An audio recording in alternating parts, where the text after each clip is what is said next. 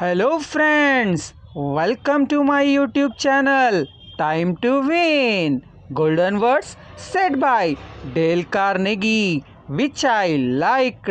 Dr. Ravi Tandon. Your victory is waiting here. Just step in. Time to win. Golden words said by Dale Carnegie, which I liked. Dr. Ravi Tandon. Chapter 7. Try this when nothing else works. Charles had a mill manager whose people weren't producing their quota of work. How is it? Scrap asked him. That a manager as capable as you can't make this mill turn out what it should? I don't know, the manager replied. I have coaxed the man, I have pushed them, I have sworn and cursed, I have threatened them with damnation and being fired, but nothing works, they just won't produce.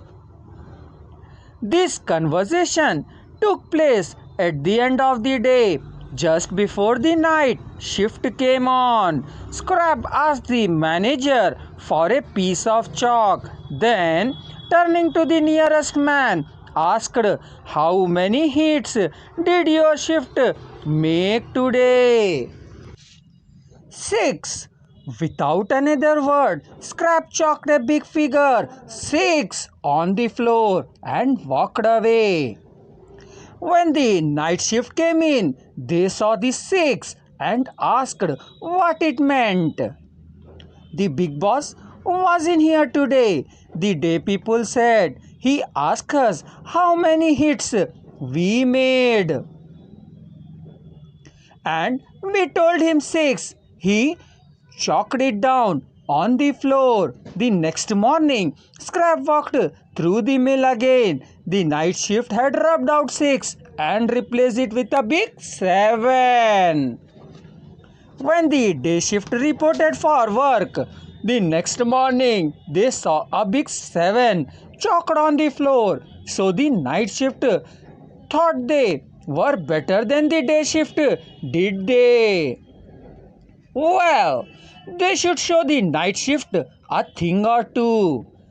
The crew pitched in with enthusiasm, and when they quit that night, they left behind them an enormous swagging 10. Things were stepping up. Shortly, this mill, which had been lagging way behind in production, was turning out more work than any other mill in the plant. The principal let Charles Scrap say it in his own words. This way to get things done, says Scrap. Is it stimulate competition? I do not mean in a sordid, money getting way, but in the desire to excel. The desire to excel, the challenge, throwing down the gauntlet, an infallible way of appealing to people of spirit. Without a challenge, Theodore Roosevelt would never have been President of the US.